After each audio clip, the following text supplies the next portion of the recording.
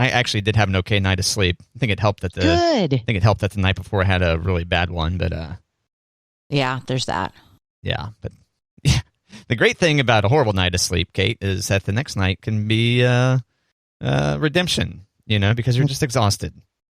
Right. If there's a night of horrible sleep, there's good sleep coming your way. Eventually. I've never really... I know people who've had insomnia before. Is that the right way to put that? I think so.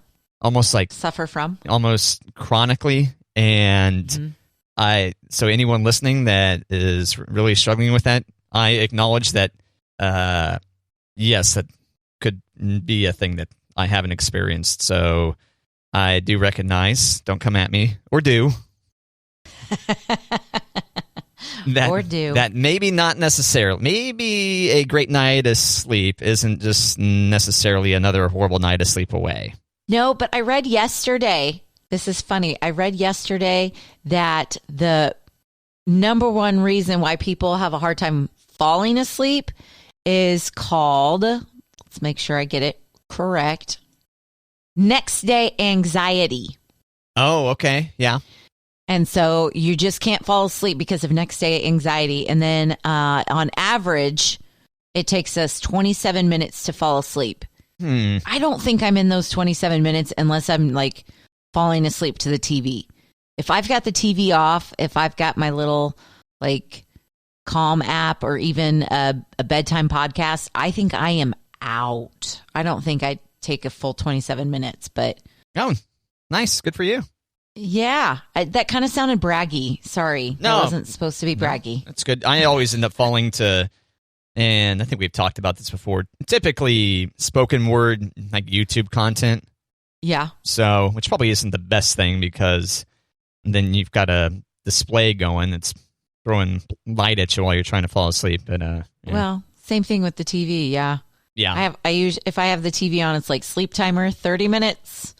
Yeah. And then... Didn't one of the streaming companies, I don't know if it was Netflix or if it was it doesn't really matter, I guess. But they're like, hey, guess what we invented? A sleep timer. It's like, I think those have been around since at least the 80s.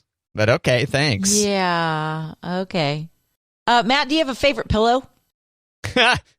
Well, I know we're not. I don't want to like touch on that, except for there was part of this survey that had to do with pillows. Check out this great invention. It'd be a lot better to fall asleep if you put something under your head. Oh wow, I'm going to give that guy all of my money, and then somehow give him a powerful position from which to speak. I don't understand it either. Do I have a favorite pillow, like in my collection of pillows? Yes. Well, yeah, sure. Yeah, you have the most firm pillow. Right? Okay. As opposed to one that like collapses under your head and maybe you don't have as much cushion or something like that. Or, okay. Yeah. Okay. I do have pillows that are a variety of different, and not intentionally. It's just a matter of how it all worked out. Yeah, exactly. It's a matter of pillows coming into and then leaving my life. So my pillows are of various ages, I would say, that they just are naturally... I just did not make an intentional decision to have various firmness levels of pillow. There you go. Pillow. I got there. There you go. How about you? I do, but in this same survey, it said 54% of us have trouble sleeping without our favorite pillow. Okay. So if you're trying to like you said, you've got the different levels of pillow. Like if you've got the non-firm one, it's going to be harder for you to fall asleep, but you know your favorite. So I do have a favorite pillow. But when Monty's gone, I like to take his pillow and my pillow and kind of make a little wedge, and it's fantastic. A wedge. I don't know if that makes sense. Like I make the pillows make a V. Okay. I don't know. Pillow fort sounds bad because that's not true, but I kind of do. He's got a pillow, I've got a pillow, and we've I make him a V, and I sleep in the middle of the V. So on either side, I can spoon a pillow. I gotcha. Okay. I was gonna say you can throw limbs around the pillow. Yes. Arms, legs. You decide. Arms, legs. Yep. Yep. That's a good tip. I know, but I do have a favorite pillow. The pillow that goes out to the couch with me sometimes. So this survey, though, said 54% of people, something like that, say they can't fall asleep without their favorite pillow? Have trouble sleeping without their favorite pillow. Oh, okay. How many people do you think tote their pillow? Because we talked before about how when I'm like, oh, I'm going to be at a hotel, that means I can have like 8 pillows. Right. How many people do you think tote a pillow around with them to places where there will be other pillows? You think that's a big group of people? I don't know, because I used to be that person. I used to bring my pillow everywhere. Oh, really? Yeah. The pillow you own. The pillow I own. Not necessarily the name brand, My Pillow. Well, unfortunately, totally is that name brand. Or yes, possibly the name brand, My Pillow. Yeah, I did not tote my pillow until I had that pillow. Do you know I was supposed to see Tote My Pillow at the Granada tonight in Lawrence, but their tour got canceled due to COVID-19? That doesn't surprise me. Tote My Pillow does sound like a pretty good band name. Yeah. Yeah. I did not used to tote the pillow that I own. Tote the Pillow is also, I don't know which one's better. Tote the pillow. Totes the pillow. Oh, man. We should start a band. You and I could start a band, Kate. I think we got the talent to do that. But I think we wouldn't be able to get started because there's just too many band names to choose from. I don't think we should start a band. I think you could start a band and I could be like in the wings of your band going, that's a good name or not. But I have no musical talent. Okay. Zero. Like you play the piano and mouth trumpet. I just make sound effects. You started singing the 15, or no, not the 15. You started singing the President's song the other day, and that sounded fantastic. No, let's not go that far. Like, nobody could see the face that I make when I sing. It's not John Mayer-ish, but I should have made you. Should have made you finish that. I'm good, really good. Not that I have the ability to force you to do things, but maybe on the podcast, on the uncut version, exclusive someday. Matt and Kate podcast content. Oh, yeah, there you go. Matt and Kate podcast in your podcast player. I mean, can you imagine? I was driving to work the other day, and this girl was singing the President's song where she sang all the presidents. So I turned the channel. Or, so I learned something. Okay, so yesterday you had mentioned that you had some potato feedback, and I was like, okay, let's save that for tomorrow's show. Do you happen to have that close by? Yeah, I do. And it's a potato I've never heard of, but it looks yummy. Where you at? Okay. Do you ever talk to your phone when you're trying to find something? Do I? Probably. Yeah, I mean, I talk many times. I catch myself talking in situations where I didn't realize I was previously talking to myself, so probably, yeah. I think Current Times has done that to me.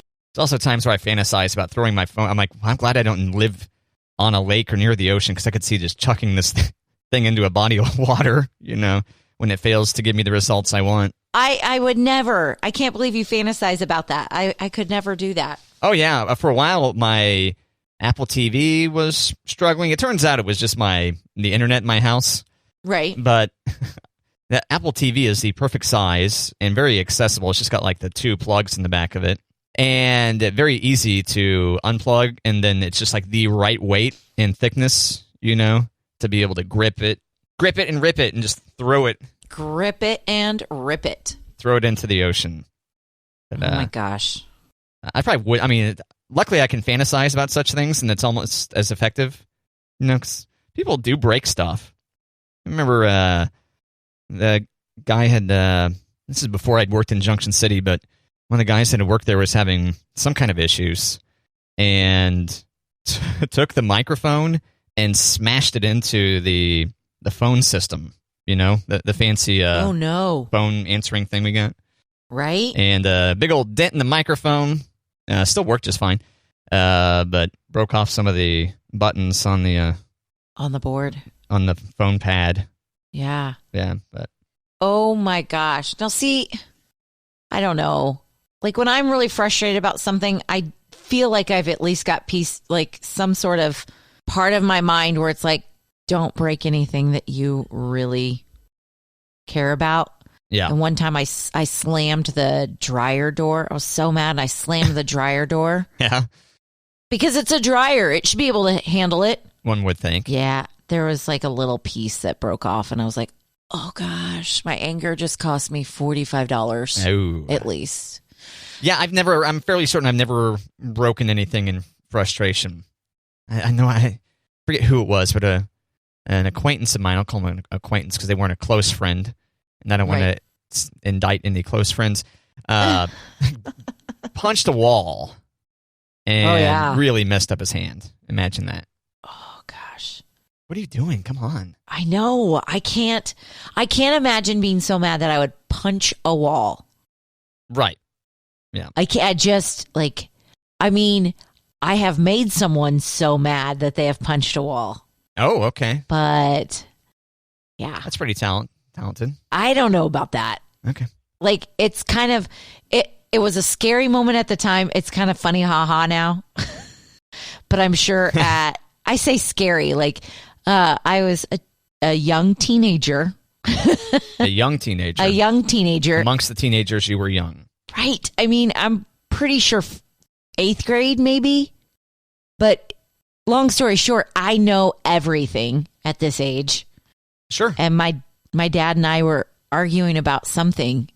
And I think I rolled my eyes. And I think he told me at least 5 times not to roll my eyes. Mm-hmm. And we lived in a really old house. And he didn't punch with a fist. Like, he hit it with the butt of his hand. Oh, okay. Yeah. Yeah, the base of his palm, I guess.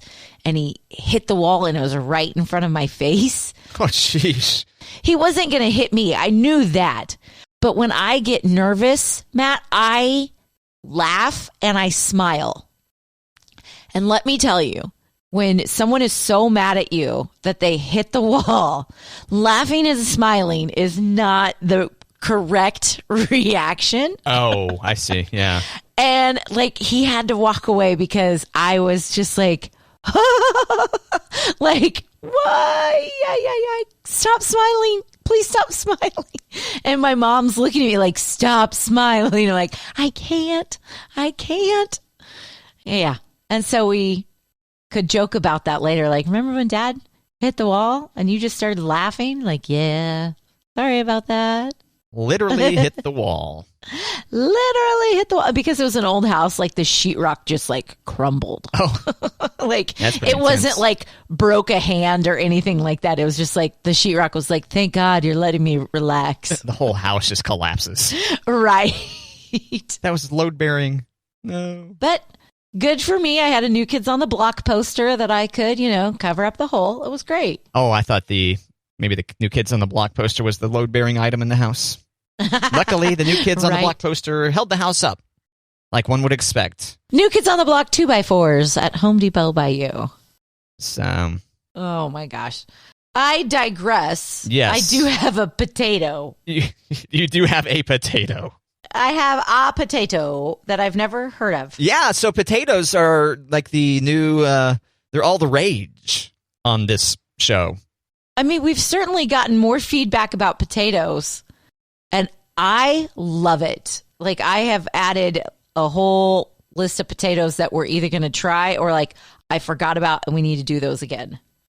But this one, I'm so excited to try these because I think I've seen potatoes like this, but I didn't know they had a name. Matt, do you know about the Hasselback potato? Oh, some kind of combination. David Hasselhoff and, well, it'd make more sense actually if it's just Elizabeth Hasselback or whatever. No, I'm not familiar with these. Okay, I'm surprised you didn't just go with the quarterback, Matt Hasselbeck. Or is it Hasselbeck? Well, she's more well-known than him at this point, right? He's on ESPN every Sunday on the NFL. I watch him every Sunday. All right, never mind. Isn't she on, or at least was on? No, she's not. No, she's not. She was on The View. Okay, but for a very long time. Yeah, but okay, it's her brother-in-law is who I think of. Okay, Matt. Tim is her husband. He stunk. All right. So yes, now, you've texted me a photo of this. Okay, go on. Yes. Have you seen these? No. This is interesting. This is new to you. Okay. Yeah, you want to describe it? Yeah, so it's a whole potato, but you make vertical slices really thin, and then you bake them. And you put like garlic and oil on each of the slices of potatoes. and then they are crispy and kind of what do you call it in the middle? Soft, I guess. Oh, I thought maybe they were tender. It says here, tender on the inside. Tender. Thank you. Yeah, I was gonna. It looks almost like potato chips stacked up. Yeah, there you go. On their side, a horizontal stack. Very interesting. So you're maximizing surface area of the potato as you cook it, without doing the whole cut the potato all the way through and lay them out flat. So it exposes the potato to the air, as opposed to having one side flat on what's it called? Pan? Cookie sheet. Yeah, there you go. There you go. So yeah, it looks pretty, for sure. It does. It definitely does. I'm going to try these. Looks good. Sprinkle a little salt on there. Yeah, so many ways to potato. So many ways to potato, and more ways now, thanks to our fantastic listeners. If we've missed any, by all means, send us some more potatoes. Au gratin potatoes? Have we said that? We did, yeah. Oh, okay. That one just popped in my brain for whatever reason. Okay. I do love some potatoes au gratin. I love grilled potatoes, too, where you put them in the foil pack with cheese and butter and garlic. Oh, my. I mean, I don't think we should go down this lane for very much longer, because I'll start to get real hungry. Oh, okay. I thought it was like that, because this is going to get dirty. Like, well, no. How? Oh, gosh. Okay. Potatoes. Interesting. Potatoes make me do bad things. No. Okay, potatoes.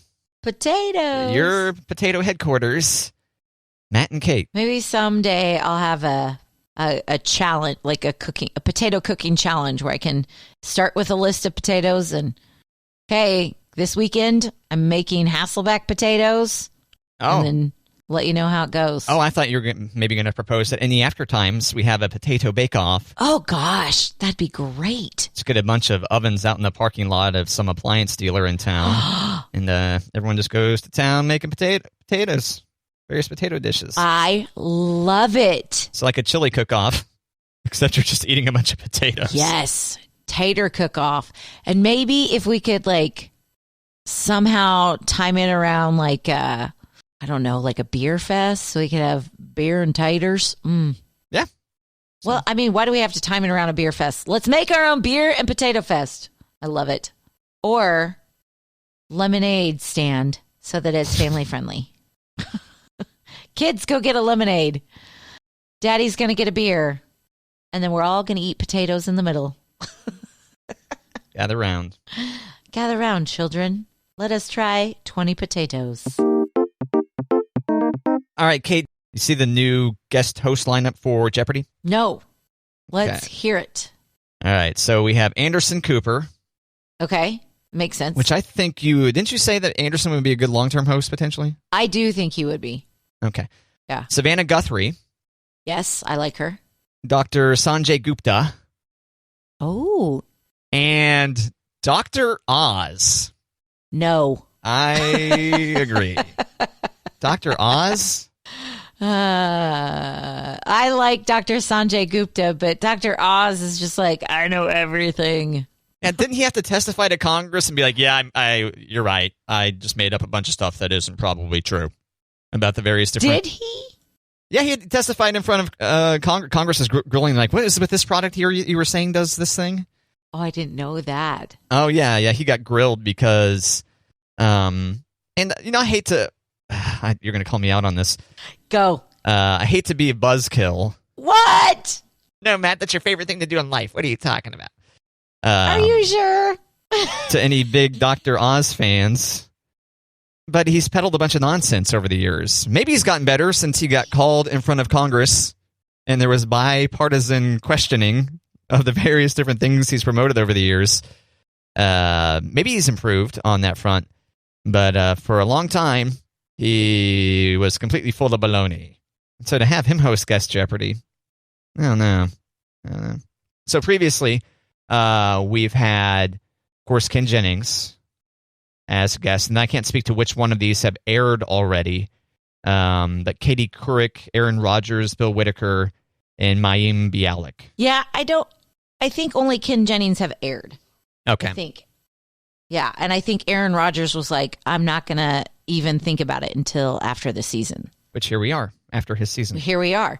But I feel like they air so far after they tape. So maybe he did, tape it this week and then he'll be airing in 2 months. Yeah, it could be. I remember when we went to Price is Right, they had a little sign that showed you the air date. When it was going to be on, it was like, oh, okay, we got months and months to get ready to record that. Okay. Same thing with Wheel of Fortune.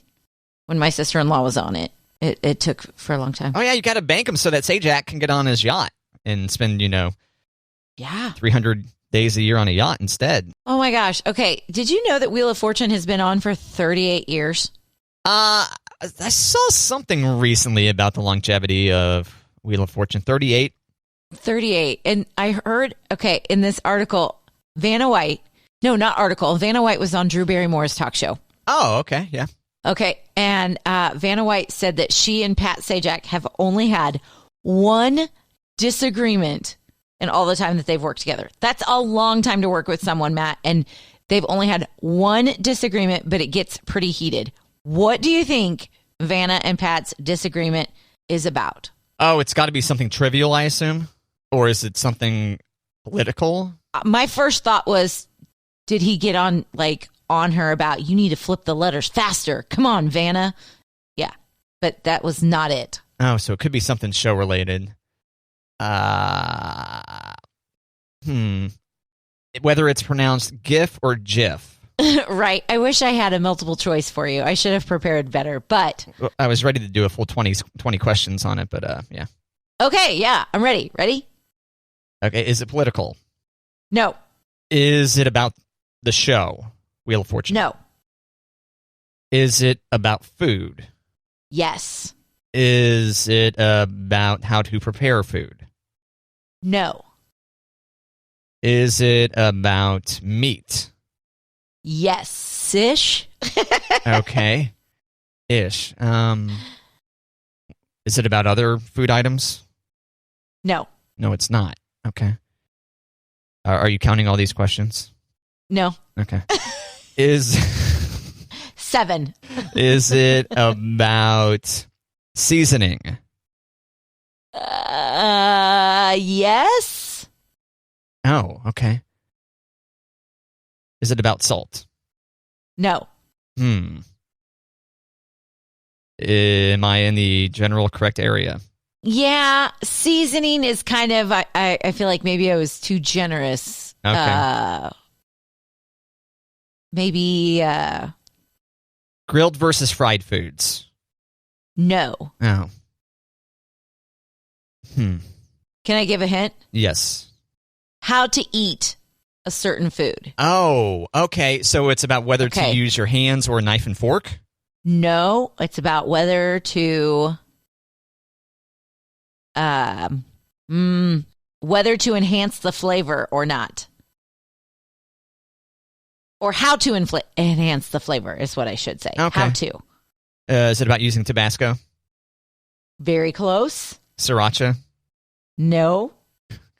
In the family. Is it about Worcestershire sauce? Worcestershire sauce? Nope, you went cold. Oh, okay. Is it about crushed red pepper? Nope. Am I getting warmer or colder? Well, you're in the family. Well, go back to liquids. Go back to liquids.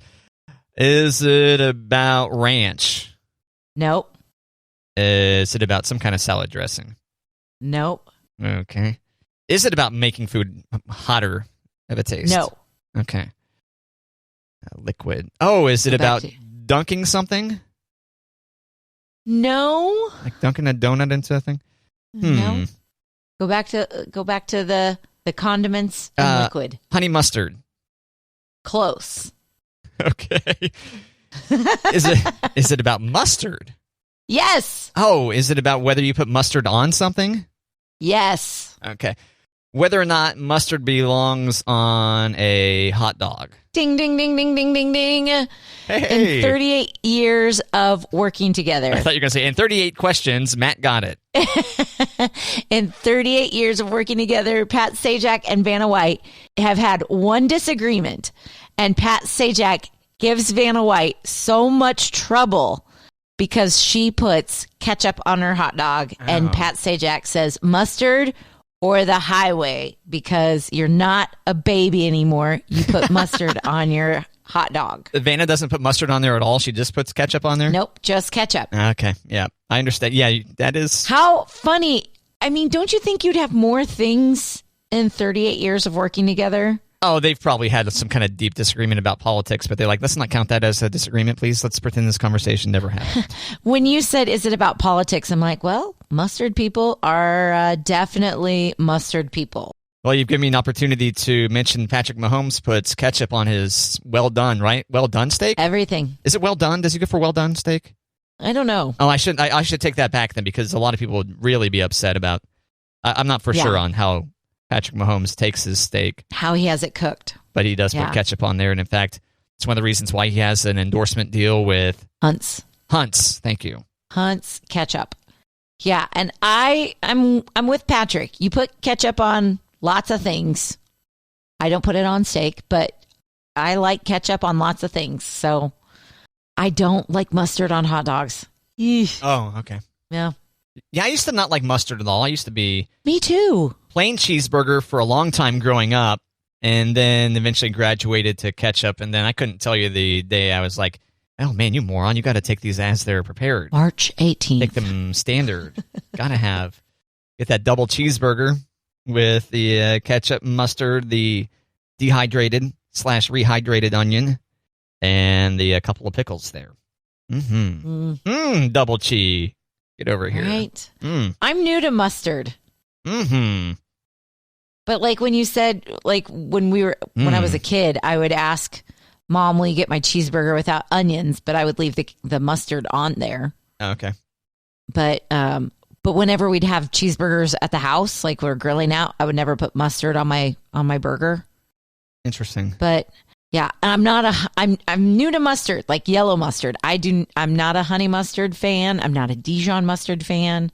I don't dip my pretzels in yellow mustard. Like I don't go that far, but I prefer spicy mustard. But I don't need sweet mustard, no. Yeah, no, I cheeseburgers, turkey sandwiches every now and then, an egg salad, but that's about it for mustard for me, but I'm new to it. I like it. It's just my taste buds changed because I did not like it when I was little. Yeah, do you think taste buds change, or just your willingness to try new things changes over life? You think there actually is something? I feel like maybe you mentioned one day about some scientific proof of this, but maybe I'm misremembering.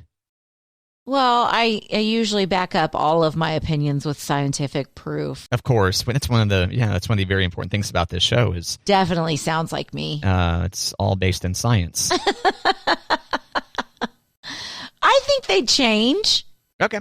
I think they change because only speaking from like pregnancy, there are things that you didn't like before pregnancy that you like after pregnancy, or that you like more of when you're pregnant. I don't know.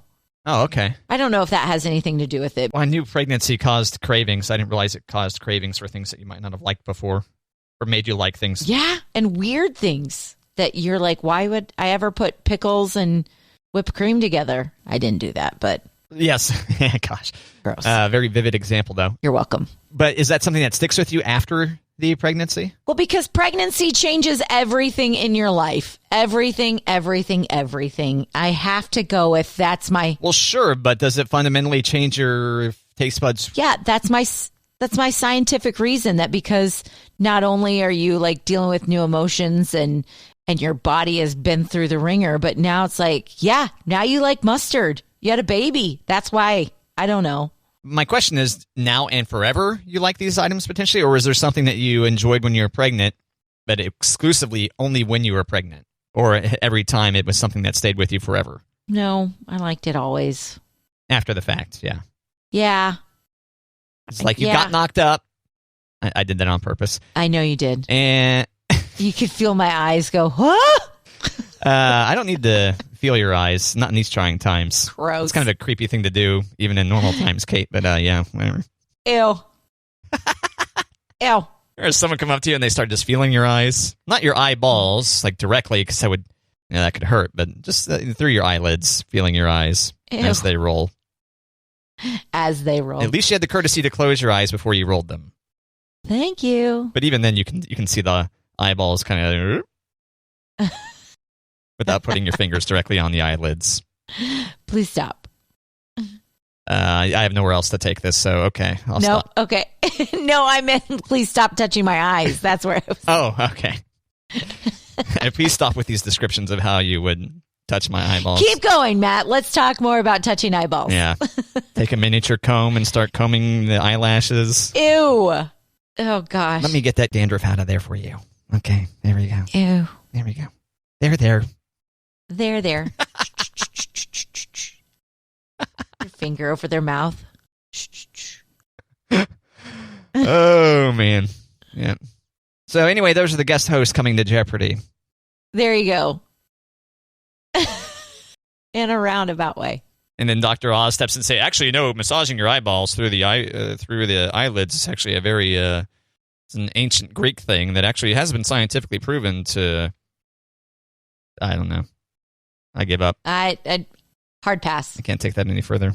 It's hard for me to, you're like, oh, it's hard to inhabit a character. It's hard for me to inhabit the character that is Dr. Oz. Yeah, I'm not saying he's not a doctor. I'm not saying that he doesn't know some things. Just saying, I would not want to see him for any medical reason. Dr. Oz, Mehmet Oz, Wikipedia. I would not want my family members to go to him. That's a Turkish name. Yeah, and that is his legit name. Oz. Yeah. Oh, with a umlaut over the O. Did you know that? No, I did not. I think that's what that's called, the double dots over the O. Umlaut. I did not know that. Mehmet Oz. His middle name is Singiz. Singiz? Cengiz. Okay, well, now I'm starting to think he is a legitimate doctor. Okay. Because you can't pronounce his name? No, because his name is... Yes, exactly. Dr. Oz or Dr. Phil, Kate? If you had to. Ooh. Not who would you rather, but... Thank you. Who would you rather take medical advice from? There you go. I think it's apples to oranges because Dr. Oz is more medical. Dr. Phil is more like mental. That's right. Psychological or whatever. Yeah, good point. And I am not going to lie. I think Dr. Phil sometimes sucks me in. Oh, really? Okay. Yes. With some of his guests because I'm like, girl, you crazy. Now you're taking your crazy on TV. What are you doing? Do you think the mustache has anything to do with it? Either the mustache or the accent or the snap out of it. Get it together. You can't act like that. Dr. Phil. Isn't there some Dr. Phil controversy? I'm having a hard time summoning it. Oh, I'm sure. Yeah, but okay, and here's the other thing. I think Dr. Phil has a Topeka connection, and I don't want to be like all Topeka on you, but I feel like there's a Topeka connection to Dr. Phil. Oh, yeah. Well, the more we talk about our friends in Topeka, the better, Kate. I know. A friend of mine, I shared this with you, right? Didn't I send you the screenshot? A friend of mine was like, oh, yeah, Perupskis. Yeah. When I told him that you were into this pickle from Topeka. And he was quite familiar with this spicy pickle. And you didn't even have to tell him. He guessed it. Yeah, it was impressive. Yes. Trying to find this screenshot amongst our conversation. All these different areas in which we communicate. I'm like, okay, is it in our OneNote? Is it in our Microsoft Teams? Is it in iMessage? Did I hallucinate it and it didn't actually happen? All the various different things. Okay, so... Okay, so back in the 70s, Dr. Phil ditched another business when his questionable financial handling came to light.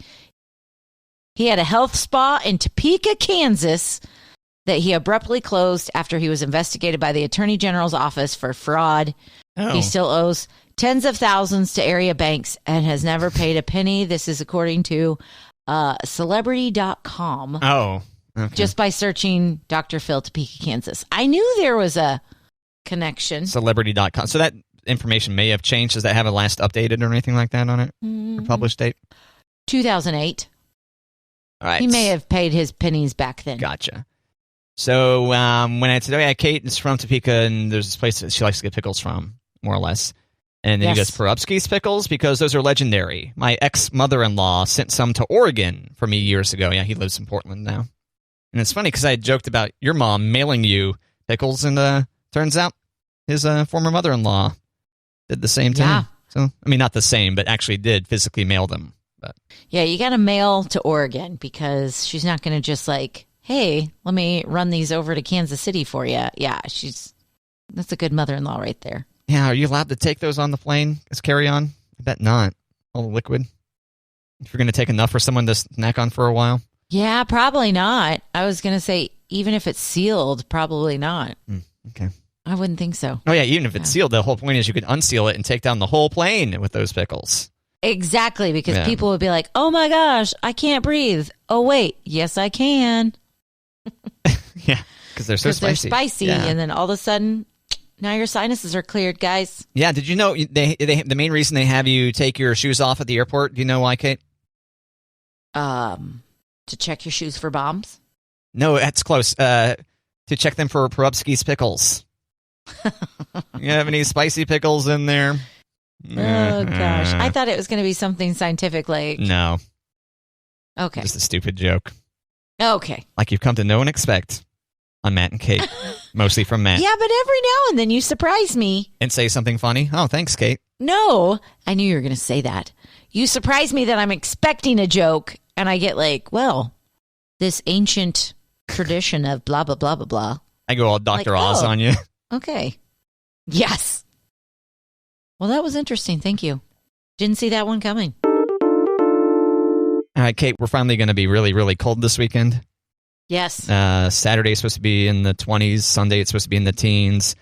And National Weather Service Kansas City shared this the other day. Someone had asked, Thomas Hernandez on Twitter had asked, hey, NWS Kansas City, I got a question. When was the last time KC was below 0 degrees? Right?